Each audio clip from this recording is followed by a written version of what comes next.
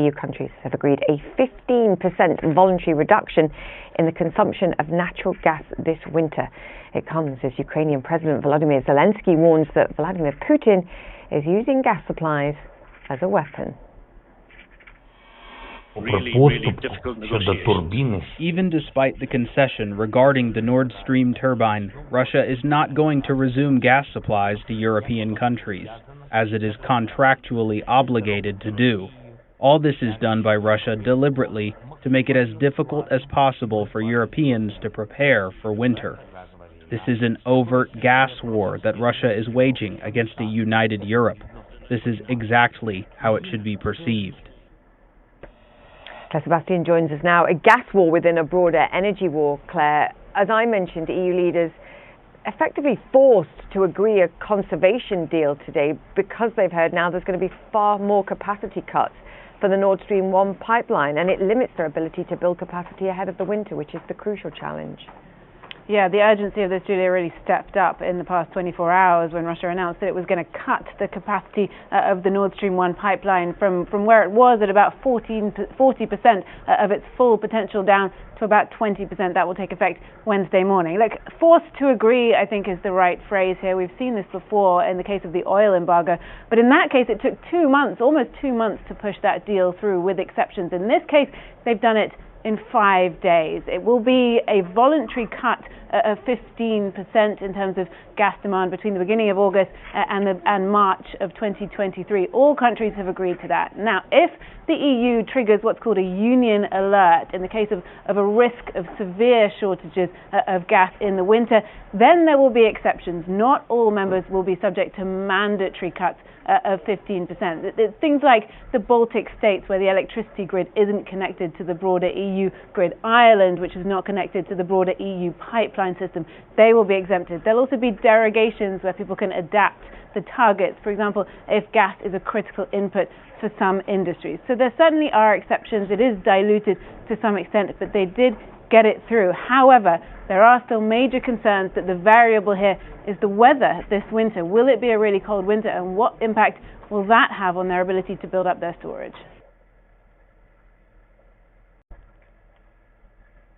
All right, Shalom. I'd like to start off saying Ka Halayim La Yahweh, Bahashem Yahweh Shai, Bahashem Havukak Wadash Ma'amak. Double honors to the elder apostles, a great millstone, and my elder Herawan as well. Salutations to the Akim that are pushing the truth and sincerity and truth, and peace and blessings to the men, women, and children that believe in the name of Yahweh Bahashem Yahweh Shai. I'm Kanaksa Anban Yasharallah from the Lions of the Yasharallah camp, and as you can see from the beginning clip, what this lesson is about. And this is a major thing, you know. Hopefully this is going into thee shall turn and hate the whore, because reading the title of the article, it says, U.S. officials say biggest fear has come true as Russia cuts gas supplies to Europe. And what Russia is doing is dividing the nations in the European Union, especially the ones that have been that were once a part of the Soviet Union. All right, and Lord willing, what that's going to lead into, a thee shall turn and hate the whore. All right, so Lord willing, this lesson is edifying and serves purpose for the hopeful elect, the ones that truly believe in the name of Yahweh Bashim Yahushai.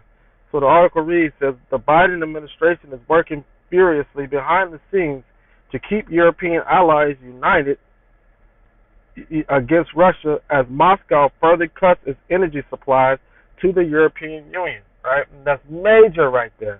That is major, because what is that? Matter of fact, the elder did a lesson earlier this week, speaking on how it's going in, how we're entering into Ezekiel 38, with Russia banding together with the African nations, you know, and annexing the countries that were once a part of the Soviet Union, you know, and by them cutting off gas supplies in Europe, that gets them closer and closer to that, because, man, it's going to be a cold winter. And all that cutting fuel consumption to 15% is not going to cut it. Because I think Russia supplies like a good, like maybe 25 to 50% of the gas, of the natural gas supply to these European countries. So a 15% cut is not going to cut it for them to be able to, you know, survive. So what are they going to have to do? They're going to have to pull alliances away from the European Union, especially the ones that were once part of the Soviet Union. All right, and then that's what's going to do is going to have these other European Union countries turn and hate America because it's all about America and NATO. All right, it says prompting panic on both sides of the Atlantic over potentially severe gas shortages heading into the winter, U.S. officials say. On Monday, Russia's state-owned gas company Gazprom said it would cut flows through the Nord Stream 1 pipeline to Germany in half to just 20% of its capacity. As a U.S. official said the move was retaliation for Western sanctions and that it put the West in uncharted territory. Ooh, now America's starting to get scared. That's why the article title says U.S. officials say biggest fear has come true as Russia cuts gas supplies to Europe. So this is putting fear in the heart of America in the Biden administration because it's the sanctions that America is put. So what is America going to do? Lift the sanctions and stop sending aid to Ukraine as they promised to do? Because they promised that they were going to give aid to Ukraine. Are they going to take that away and lift the sanctions on Russia to give Russia more power in the trade market and to come against Ukraine? You know, or are they going to continue to put further on sanctions on Russia, and then Russia continue to cut more and more and more and more of the gas supply going to the Nord Stream 1 pipeline? Okay, it says so reading it again, it says on Monday, Russia's state-owned gas company Gazprom said it would cut flows through the Nord Stream 1 gas pipeline to Germany in half to just 20% of its capacity. A U.S. official said the move was retaliation for Western sanctions and it put the West in uncharted territories. When it comes to whether Europe will have enough gas to get through the winter, they say. In response to the turmoil, the White House dispatched presidential coordinator for global energy Amos Hochstein to Europe on Tuesday, officials said. He will be traveling to Paris and Brussels to discuss contingency planning with the U.S. EU Energy Task Force created in March 1 month after Russia's invasion of Ukraine. So they kind of knew that this was the tactic that Russia was going to use, using fuel and gas as a weapon. All right, just like it said in the video. It says this was a biggest fear.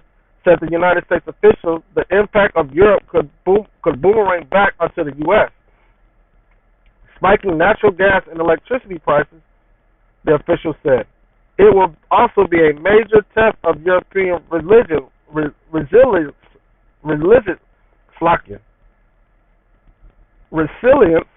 and unity against Russia, as the Kremlin shows no sign of retreating from Ukraine. They're not going to retreat. They're going to continue going forth until they annex all these countries and can bring back the Soviet Union. And that's all done through the will and the power of Yahweh Bashim Yahushai. The United States and Brussels have been pleading with EU members to save gas and store it for winter. And on Tuesday, energy ministers agreed in principle to cut the use of gas, cut the gas use by 15% from August to March. So that's how many months is that? August, September, October, November, December, January, February, March. That's for the next 7 months. All right, because Monday is going to be August 1st. All right, this will also be discussions in the coming days about increasing nuclear power production across Europe to offset gas shortages. Officials said Germany was planning to completely phase out its use of nuclear power at the end of 2022. Can't do that now. But U.S. officials are hoping to convince Berlin to extend the life of its 3 remaining nuclear power plants amid the energy crisis. An official said. U.S. officials who have been in close touch, in particular with German and French officials on this topic, are extremely concerned that Europe might face a serious gas shortage going into the winter. That is because EU countries will struggle to fill their reserves over the next few months with the Nord Stream one providing only a fraction of its capacity. Germany scraped plans for another Russia-European gas pipeline, the Nord Stream 2, after Russia invaded Ukraine in February. The U.S. has opposed opposed to that pipeline. All right, so now U.S. opposes to that pipeline. So now that's going to put more pressure on the European Union nations, man. All right, so now that's America applying that pressure, by not going along with the construction of a second pipeline to get more gas to be produced and brought into the European countries. Okay, and it says the U.S. was opposed to that pipeline, warning that it would only increase Europeans' dependency on Russian gas. But Germany argued that the pipeline was a purely commercial project and that it could serve as an energy bridge as it phased out nuclear and coal.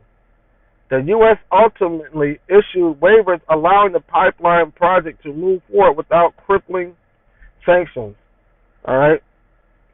So in this, eventually they allowed it to go through without them being sanctioned to build this pipeline to get another source of gas to come into Europe. It says now officials said a 50% cut in Europe's gas consumption, along with a surge of global liquefied natural gas exports to Europe, including from the U.S., is unlikely to be enough to offset the shortage. That's what I just said. That's what I said. And everybody knows that. Well, this is deliberately done by Russia, because that's the how Bashim Yahushua putting no evil thought into the mind of Vladimir Putin. All right? It says this is an open gas war that Russia is waging against a united Europe. A united Europe, which won't be united too much longer. Ukrainian President Vladimir Zelensky said on Tuesday, the United States officials said it was clear the Russians are lashing out and trying to destabilize Europe because they are not achieving their goals in Ukraine. They are achieving their goals in Ukraine, but this is just another chapter of art of war.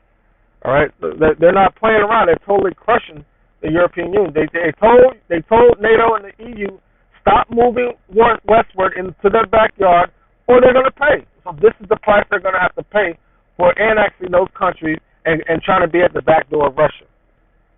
All right. It says a National Security Council spokesperson called Russia's moves just its latest attempt to use natural gas as a political and economic weapon. Russia's energy coercion has put pressure on energy markets, raising prices for consumers and threatening global energy security. These actions only underscore the importance of the work of the United States and the European Commission are doing to end our reliance on Russian energy. The spokesperson said, "Yeah, that's just a cover-up, because if they're trying to move away from the reliance of Russian energy, then they would have some type of productive plan already in order, and they would just have to move forward quicker with that plan. But they don't have any plan. All right, they thought they were going to be able to put sanctions and all this shit on. The hell is sanction going to do? They're trying to put sanctions on all these sanctions on Russia, thinking Russia was going to pipe down a little bit. No, but they increased. They upped the ante on Biden. So what are you going to do now, Biden? It says we will continue working with our European partners to reduce dependence on Russian energy and support the efforts to prepare for further Russian destabilization of energy markets. And you're going to continue to see that happening, man. You're going to continue to see that happening. So what is that going to do? It's going to put pressure on the European countries, especially the ones that were once a part of the Soviet Union, that are now part of the EU and or NATO. All right, and what that's going to form? If you want some energy, come back over here, and that's basically what Vladimir Putin is going to do, man. All right. So let me get a couple of scriptures talking about this. First scripture I want to get is Revelation chapter 17, verse 16. And it says, all right, it says, and the 10 horns. Now, I'm only expecting. I mean, I'm saying this could be what could come of this. I'm not saying this is exactly what this is about, but this could happen. This could get the proxy of Europe and the European Union, the EU, and NATO to turn against America, because eventually that's going to happen. All right. It says the 10 horns without stars. No, matter of fact, I don't want to get that yet. I want to get Jeremiah chapter 50, verse 9. It says, "For lo, I will rise and cause to come up against Babylon an assembly of great nations from the north country, and they shall set themselves in array against her." All right, and that great nation that front runner for that great nation that he's talking about from the north is Russia. Okay, which is trying to come back to the Soviet Union. It says, "And they shall set themselves array against her. From thence she shall be taken. Their arrows shall be as of a mighty expert man. None shall return in vain." So all these nations are going to shoot America up, man. They're going to bomb the hell out of America. Scripture said 200 million missiles, man. And it says, "And Chaldea shall be a spoil. All that spoil her shall be satisfied, saith the Lord, Yahweh by Shem Yahweh Shai. Because ye were glad, because ye rejoiced, O ye destroyer of mine inheritance, because ye were grown fat as a heifer at grass, and bellows as bulls." Right, because they use the heritage of Yahweh by Shem Yahweh Shai to build this nation and oppress us, and took that wealth that they got from us establishing America as a nation, putting America together, building America, and to use the dollar, which was developed by the EU, all right, and use that to oppress the nations and to get the nations to conform to the drink from the cup of the wrath of the Lord's fornication. Okay, and it says, verse 11 again, it says, "Because ye were glad, because ye rejoiced, O ye destroyers of my inheritance, because you are grown fat as a heifer at grass, and bellows as bulls. Your mother shall be sore confounded." Who birthed America? Britain. Britain is a part of Europe. "She that bare you shall be ashamed. Behold, the hindermost of the nations shall be a wilderness and a dry land and a desert. Because of the wrath of the Lord it shall not be inhabited, but it shall be wholly desolate. Everyone that goeth by Babylon shall be ashamed, and hiss at all her plagues." Right, and that's what you're going to see happening. All right, these nations are led by Russia are going to turn against America, man. So eventually, EU and NATO are going to turn against America. It says, "These shall turn and hate the whore, and make her desolate."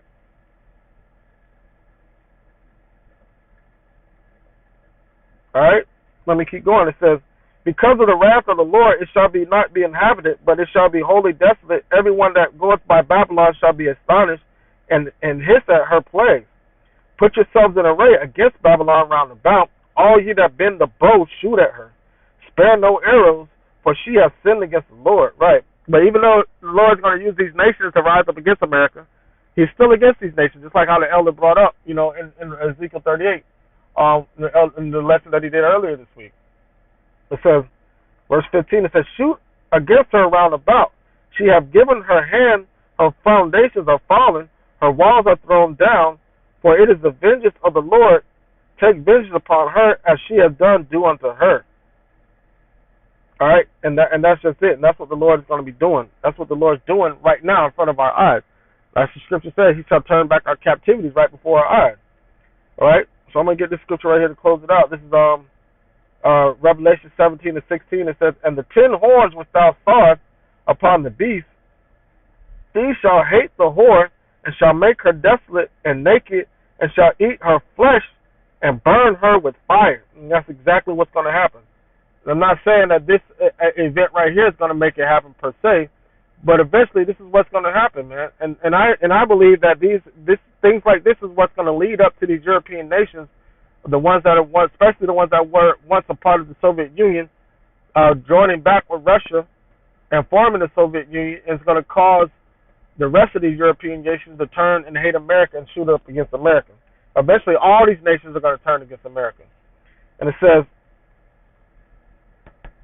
all right, for Yahweh hath put in their hearts to fulfill his will and to agree to give their kingdom unto the beast until the word of, all right, so that was the point was in 16. It says, on the 10 horns which thou sawest upon the beast, these shall hate the whore, and shall make her desolate and naked, and shall eat her flesh, and burn her with fire, man. And that's what's ultimately going to happen in the end. All right? So hopefully these events right here that Russia is doing to divide the European nations, what is they call it, United Europe, all right, this will be a step forward in that direction and a step forward in our salvation and the destruction of America. All right, Lord, one of this lesson was edifying and serve his purpose, and that like to Ka Halayim La Yahweh, by Hashem Yahweh Shai, by Hashem Harakak Wadash, my mom. Double honors to the elder apostle, the great millstone, and my elder Herawan as well.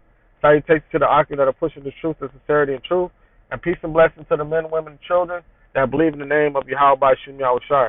Shalom.